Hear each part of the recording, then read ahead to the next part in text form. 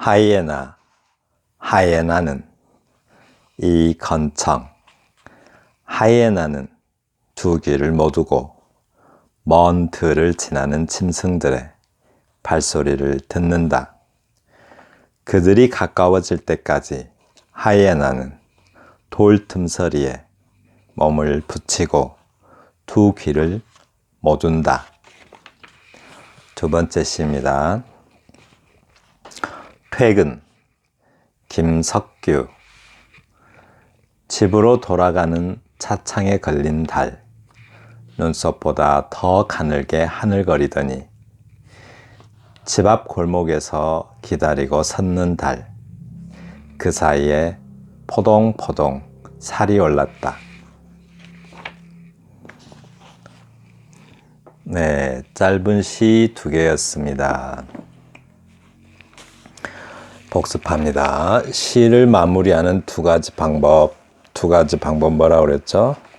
네, 마무리할 때는 주제의식을 선명하게 드러내거나 또는 진한 여운을 남기면서 마무리하는 방법이 좋다고 했습니다. 그런데 거기에는 장단점이 있어요.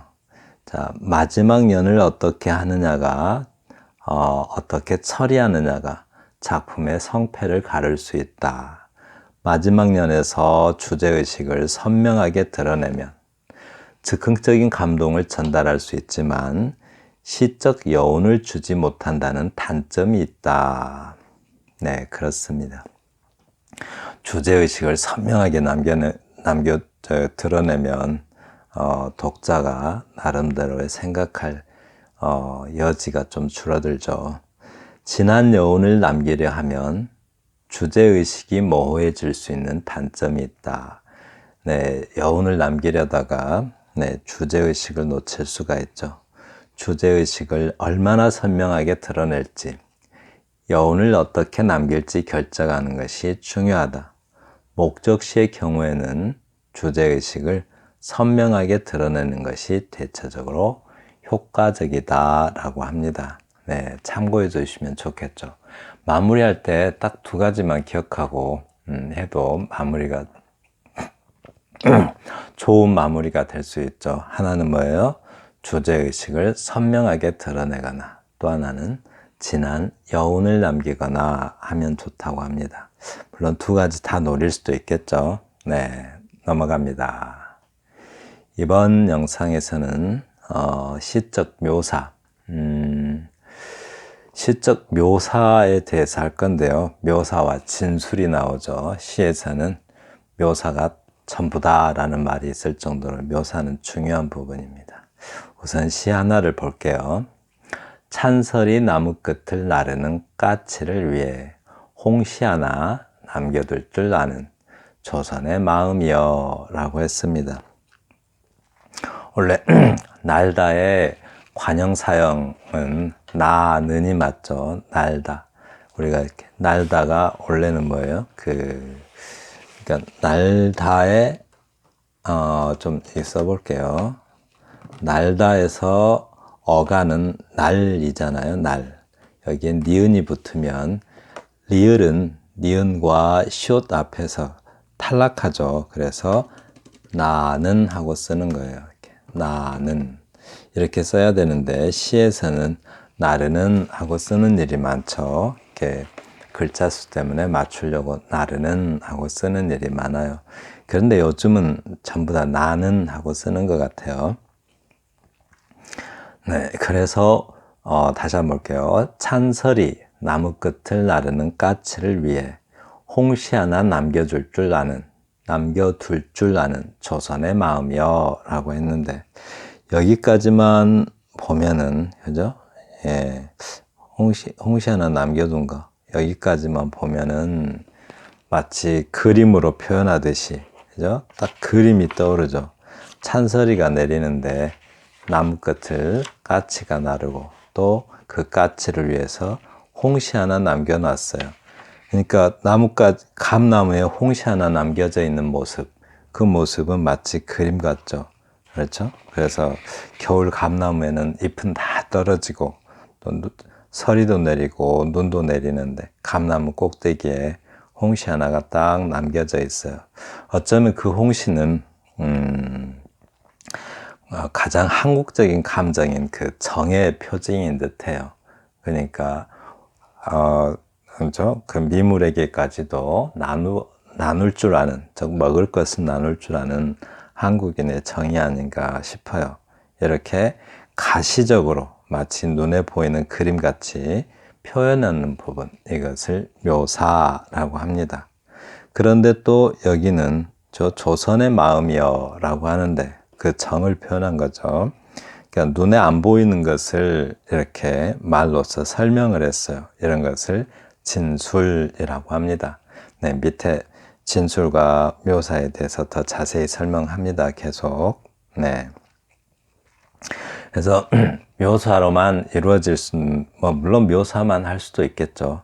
그러나 묘사와 진술에 아주 절묘한 조화를 보여준 아주 모범적인 시다라고 소개합니다. 네, 이렇게 묘사와 진술이 잘 조화될 때 좋은 시라는 평가를 받을 수가 있습니다. 그러니까 조선의 마음은 눈에 보이는 어떤 감각할 수 있는 단어가 아니죠. 우리가 정이 있다라고 할 때 그 조선의 마음, 그 정을 갖다가 예를 들어서 홍시는 눈에 볼 수 있으니까 시각적인 거죠. 그런 것을 감각할 수 있는 것은 감각적으로 이해할 수 있는 대상이죠. 그런데 조선의 마음, 정이라는 것은 우리가 그게 뭔 뜻인지는 아는데 눈이나 냄새나 이렇게 시각이나 후각 또는 만져볼 수도 없고 뭐로만 이해해요? 생각으로만 이해할 수 있는 것, 이것을 관념이라고 하죠. 이렇게 관념을 구체적인 그리고 시각적인 어떤 대상을 통해서 표현하는 것. 네. 이게 이제 묘사와 진술의 절묘한 조화가 이루어졌을 때 가능한 거죠. 네, 그렇습니다. 그리고 시에 있어서 매우 중요한 두 축이, 시에 있어서 매우 중요한 두 축이 묘사와 진술이다 라고 합니다. 묘사, 그릴 묘자에 옮길 사자죠. 네. 즉, 보이는 대상을 그려서 옮기는 거죠. 그릴 묘자에. 그러니까 그림 그리듯이 표현하는 것. 그것을 묘사라고 해요. 그리고 진술은 이렇게 이 진자가 베풀 진자인데 펴다 이런 말이죠. 술자도 이렇게 펼술자.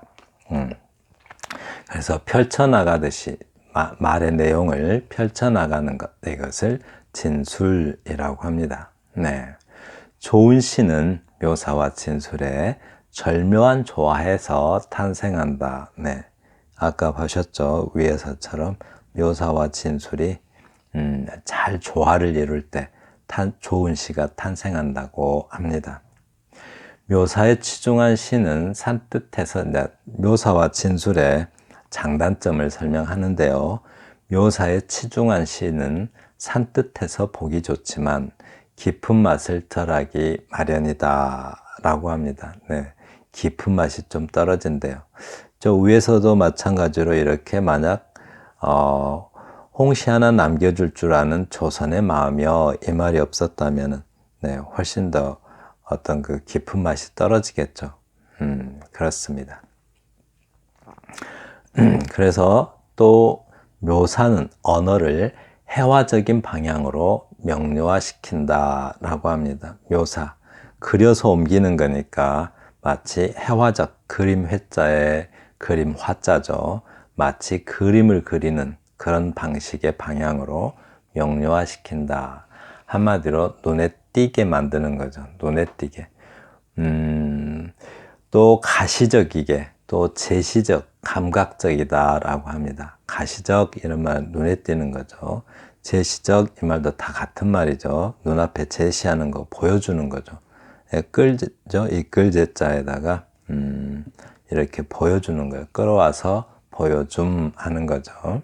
그리고 감각적이다 이 말은 시각적을 말하죠. 꼭 시각이 아니어도 후각일 수도 있고 청각일 수도 있고 또 촉각일 수도 있죠. 네. 그러나 진술은 언어의 사고의 깊이를 체험화시킨다. 네, 언어의 깊이를 더한다고 합니다. 진술은. 네, 뭔가 깊이 있는 시가 되게 해요. 왜냐하면 사고적, 네, 생각하고 생각하는 것, 이것을 사고라고 하죠. 생각사자에 생각할 고자입니다. 네, 그래서 사유적이라고 해서 사유적이라고 해도 괜찮겠죠. 사고적이고 또 고백적이다. 즉 마음에 있는 생각들을 이렇게 딱 밝히는 것. 그리고 해석적이다라고 합니다. 진술이라는 게 사고적이고 고백적이고 해석적이다라고 합니다. 잠시만요.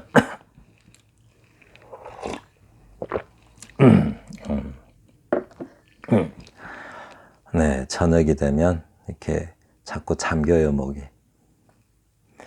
대표적인 언술 네 가지, 언술 형식 네 가지. 언술이라는 것은 말로 펼쳐나가는 것을 언술이라고 하죠. 말로 설명해 나가는 것. 펼술자죠, 이게.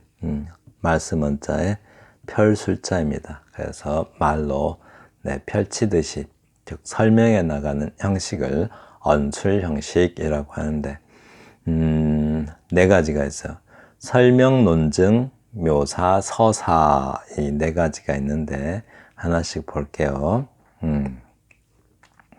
설명, 즉 말씀 설자의 밝은 명자죠. 뭔가 밝혀주는 게 목적이에요. 한마디로 상대방이 그러니까 상대방이 이해할 수 있도록 분명하게 말해주는 거죠. 설명이라는 것은 상대방의 이해가 목적이잖아요.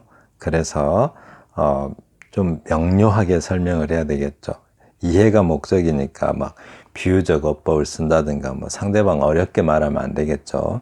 최대한 상대방이 알아들을 수 있게 말하는 것, 그것이 목적이에요. 그래서 그렇게 하기 위해서 비교도 하고 대조도 하고 실증, 즉 예를 들어가면서 실제 사례를 들어가면서 설명도 하고 또 분류도 하고 정의도 하고 분석도 하고, 네, 그렇게 해서 주제를 밝히는 방식이죠. 한마디로 듣는 사람이 이해하게 하는 방식, 이것을 설명이라고 해요. 네, 그렇습니다.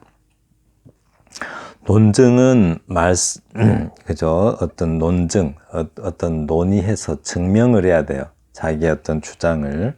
그러니까 논리적인 논증이라는 것은 논리적인 증거를 대야 되겠죠. 그러니까 논리적 근거를 들어서 또는 논리적 추론을 통해서 논리성을 통해서 그러니까 참인지 거짓인지를 밝히는 것, 자기 주장이 참인지 그걸 밝혀야 되겠죠. 그래서 논증이라는 것은 논리적 증거에 의한 객관적 논리로 우리를 확인시키는 형식이다. 그게 논증이에요. 그러니까 논리적으로 추론해서 그 증명하는 것. 이게 좋겠네요. 논리적으로 추론해서 또는 논리적으로 설명해서 증명하는 것. 그것이 목적이에요. 네. 이것은 논리적으로 증명하는 것이 목적이니까 상대방이 이해 못하도록 상대방의 이해보다도 물론 이해를 해야겠죠. 명확히 이해를 하면 좋은데 이해를 못하더라도 어쩔 수가 없죠. 증거를 대하니까 논리적으로 증거를 대야 돼요. 네, 그게 이제 논증입니다. 또 묘사가 나오는데요. 묘사는 그릴 묘자에 옮겨쓰니까 한마디로 그림을 바깥에 사물을 바깥에 풍경이나 사물을 도화지에다가 옮겨서 그리듯이 글로 그렇게 옮기는 것.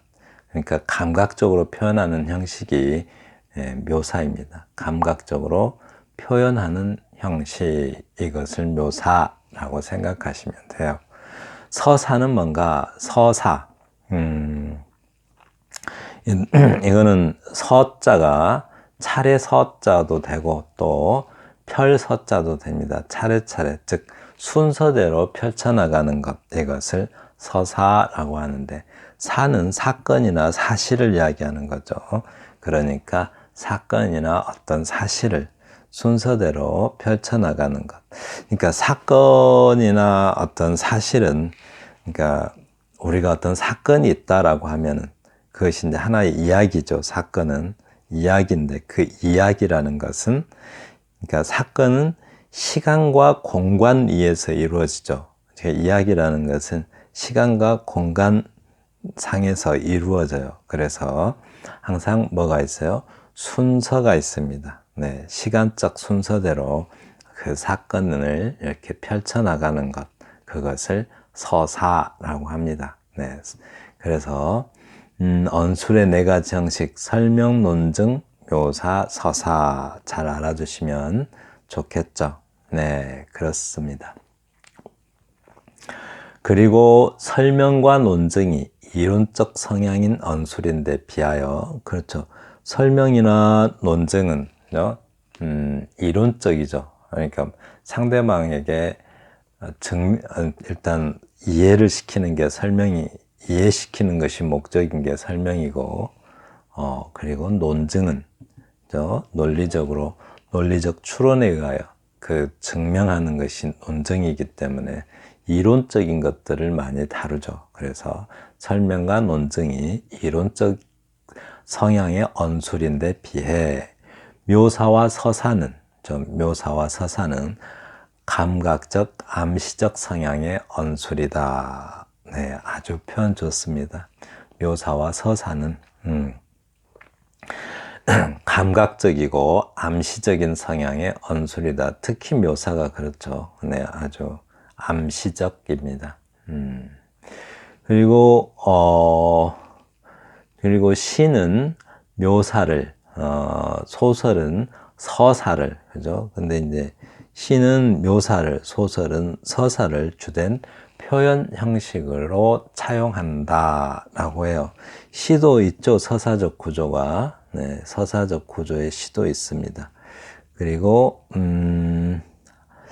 자, 시적 묘사는 그러니까 묘사와 진술을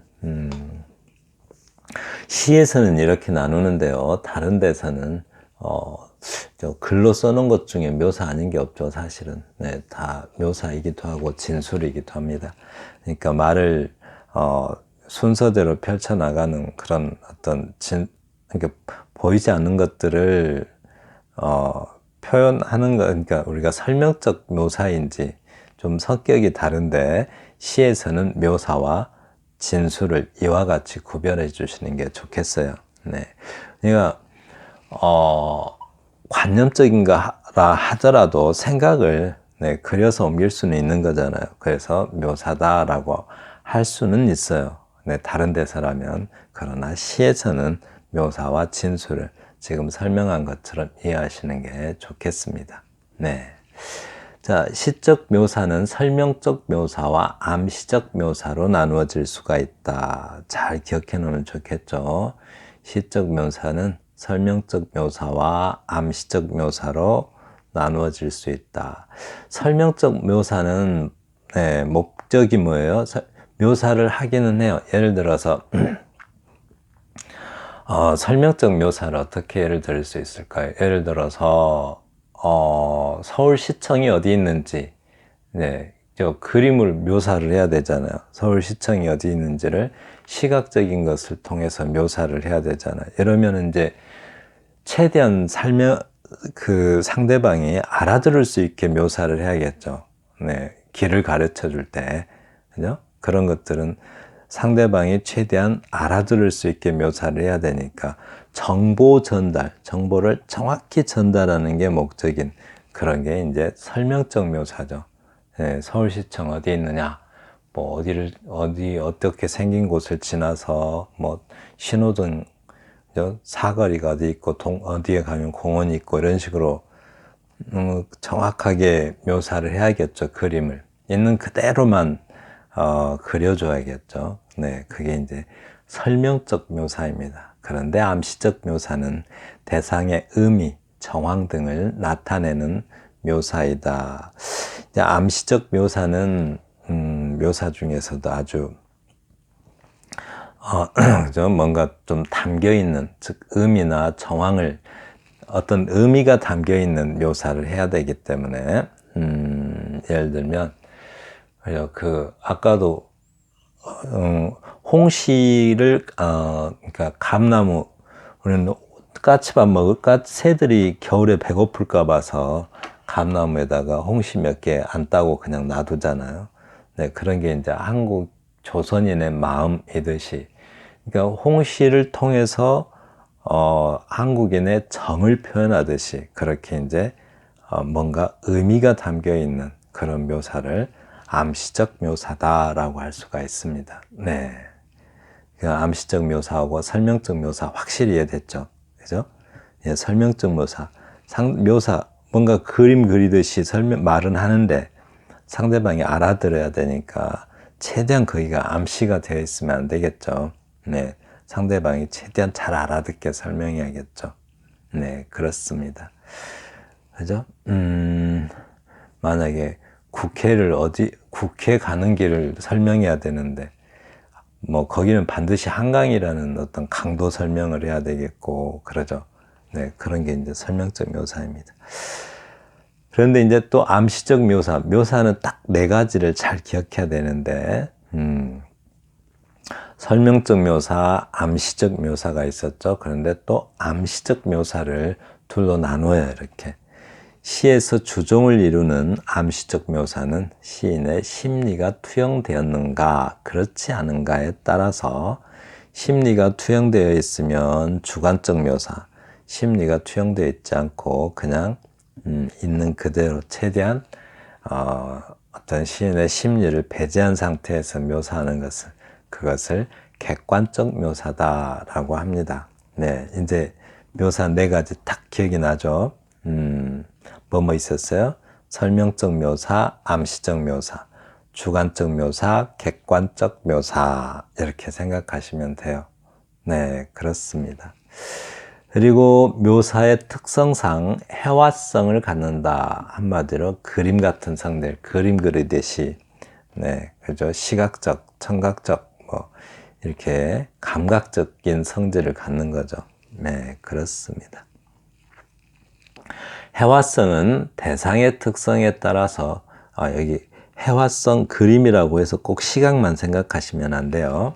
감각도 다른 후각도 그릴 수가 있죠. 네, 대부분은 근데 이제 90%가 시각적이다 보니까 시각만 생각하게 되죠. 해화성은 그 대상의 특성에 따라서 분류해보면 대체로 이것 꼭 기억해내세요. 서경적 구조, 서사적 구조, 심상적 구조, 이렇게 기억해 두세요. 서경적 구조, 서사적 구조, 심상적 구조, 이렇게 나눠 두세요. 네, 이게 딱 정리해서 제가 또 문제로 내겠지만 꼭 그렇게 기억해 주세요. 그러니까 해화성 묘사죠. 묘사는 대상의 특성에 따라 분류해 보면 이런 3가지 구조로 나누어진다라고 합니다. 네. 서경은 서가 펼서자의 경치, 볕경자는 경치란 뜻이죠. 경치를 서술하듯이 설명하는 것. 그러니까 한마디로 그림을 그리는 거예요. 말로. 네, 그림을 그려요. 그러니까 언어로 그려진 풍경화이다라고 합니다. 서경은 경치를 서술하는 거니까 언어로 그려진 풍경화이다라고 하고요. 또 풍경화적인 공간은 일반적으로 이것도 굉장히 중요하죠. 서경이죠. 서경, 경치, 풍경화니까 그 공간을 고정 시점, 이동 시점, 회전 시점, 영상 조립 시점으로 구축된다. 이거 외우실 수 있겠어요? 외우시면 참 좋은데, 그죠? 외우시면 시를 이해하는데 굉장히 좋아요. 오늘 설명한 것은 빼먹을 게 없는데 양이 좀 많아서 걱정이네요. 그죠? 네, 양이 좀 많아요. 네, 이것 꼭 다 외우셔야 돼요. 한번 고생해봐요. 네, 제가 좀 애우기 쉽게 정리해서 올릴 겁니다. 네. 자, 시 한번 볼게요. 자, 고정 시점은 이제 뭐 또 설명 나오겠지만 간단히 설명할게요.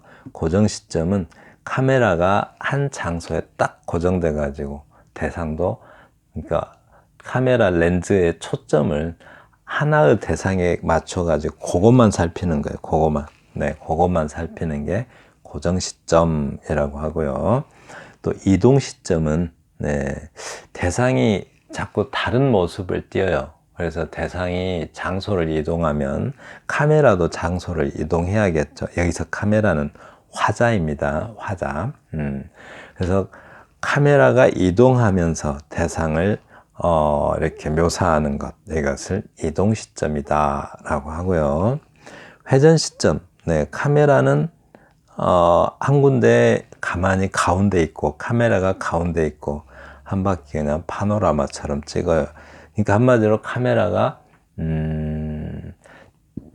카메라는 가운데 있지만 카메라 렌즈가 향하는 방향은 한 군데가 아니고 대상이 하나가 아니겠죠. 그러니까 대상이 하나가 아니고 찍는 대상이 여러 개예요. 이렇게 여러 개. 네, 카메라가 회전하면서 찍듯이, 네, 찍어지는 대상이 여러 개인 경우. 그런데 이제 영상 조립 시점 하면은 영상이라는 것은 한마디로 그림자 상이죠. 이렇게 모양상자의 그림자형, 또는 어쩔 때는 이렇게 빛칠 영자를 쓰기도 해요. 같은 말이죠. 비치는 모양이나 그림자나 같은 말이죠. 예를 들어서 물빛에 그림이 비쳐요. 그러면 빛칠 영자, 모양상자 쓸 수도 있고, 물빛 속에 그림자가 있잖아요. 그러면 그림자 영자, 모양상자 같은 말이에요. 그런 영상인데 우리 머릿속에 어느 정도 자리 잡고 있는 것, 어느 정도 시간을 두고 자리 잡고 있는 그런 게 남아있죠. 예를 들면 소나무 하면은 우리가 소나무라는 구체적인 뭐 솔잎 몇 개 달리고 이런 게 아니라 대충 소나무가 어떻게 생겼다라는 구체적인 이미지가 있죠. 이렇게 소나무는 어떻게 생겼다라는 이미지가 있고, 그 이미지가 머릿속에 있는 이미지죠. 그 이미지를 조립하는 시점이에요. 그러니까 머릿속에서 기억 속에 있는 이미지 정도로 생각하시면 될 것 같아요. 이거는, 네, 영상 조립 시점은 잘 활용하면 일단 시가 좀 있어 보여요.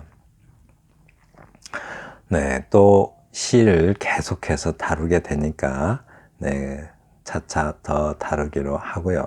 네, 시 보겠습니다. 하이에나는 일단 제목에서 대상이 딱 어때요? 이렇게 제시가 돼 있어요. 이렇게 하이에나. 네, 딱 보니까 하이에나만 쳐다볼 것 같죠? 네, 느낌에서도 딱 나와요. 이렇게 제목에서 하이에나는 그랬죠. 그러니까 화자가, 즉 카메라가, 화자죠. 카메라가 하이에나만 보고 있을 것 같아요. 그러면 대상도 하나고 한 군데서 대상을 딱 그 대상의 움직임만 보고 있으면 고정 시점이 되겠죠. 근데 만약 얘가 막 어디로 이동하면서 장면이 달라져요. 그러면 이동 시점이 되겠죠. 근데 한 군데서 있으면 고정 시점이 되겠어요. 봐요. 그러니까 이제 하이에나가 이동하면서 상황이 달라져 가지고 하이에나의 모습이 달라지면, 장소를 이동해 버리면 어떤 상황과 정황, 그리고 뭐 하이에나의 모습이 달라지겠죠. 그럼 이동 시점이 되는데, 한 군데서 그 대상만을 바라보고 있으니까 고정 시점입니다. 하이에나는 두 귀를 모으고, 하이에나 모습만 찍잖아요. 이렇게 하이에나는 두 귀를 모으고 먼 들을 지나는 짐승들의 발소리를 듣는다. 두 귀를 모으고 탁 듣고 있어요. 지금 먼 들을 지나는 짐승들을 찍고 있는 게 아니죠. 하이에나 귀를 보고 있죠. 귀. 하이에나 귀를 보니까 이러고 있는 것 같은 거죠.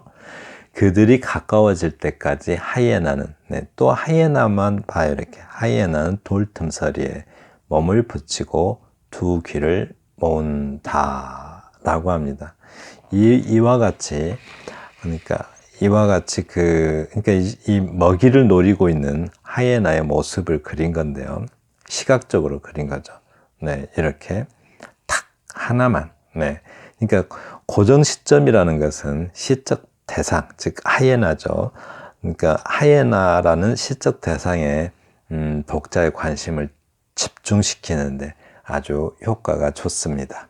네, 그렇습니다. 다음 시 보겠습니다. 퇴근, 김석규 시인의 시입니다.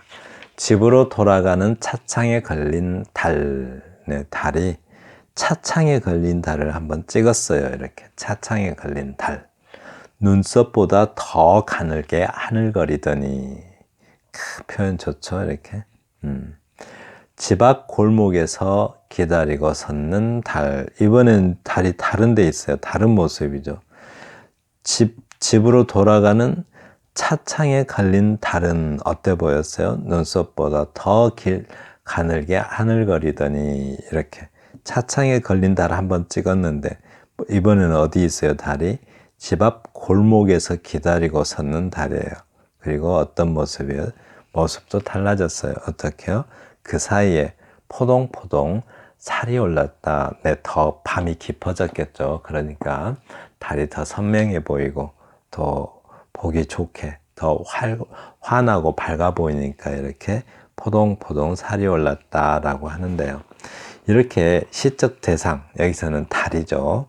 시적 대상이 위치도 달라지고 또 모습도 달라질 때, 네, 이렇게 달라질 때 그러니까 시적 대상이 위치도 달라지고 모습도 달라진 것을 표현하고 싶을 때는 이렇게 장소를 이동시키는 이동 시점이 효과적이다라고 할 수 있습니다. 네, 그렇습니다. 자, 정리합니다. 고정 시점은 시적 대상에 이목을 집중시키는데 효과적이다. 그죠? 시적 대상만 바라보게 아주 독자의 관심을 시적 대상에 집중시키게 하는 그런 효과가 있다는 거죠. 이동 시점은 달라지는 모습, 이게 중요하죠. 달라지는 모습을 묘사하는데 효과적이다라고 할 수가 있습니다. 네, 지금까지 들어주셔서 감사합니다. 다음 영상에서는 시적 묘사, 네, 다른 또 고정 시점, 이동 시점, 또 뭐가 있었죠? 회전 시점, 또 뭐 있었죠? 영상 조립 시점, 네 가지 꼭 기억하시면 되겠죠. 그러니까 서경적 묘사를 할 때, 네 가지 시점이 있는데, 뭐 있었어요? 딱 한 장소에서만 찍는 거, 고정 시점. 장소를 이동해 가면서 찍는 거, 이동 시점. 그리고 여러 장면을 한 군데서 이렇게 돌아가면서 찍는 것, 이것을 회전 시점.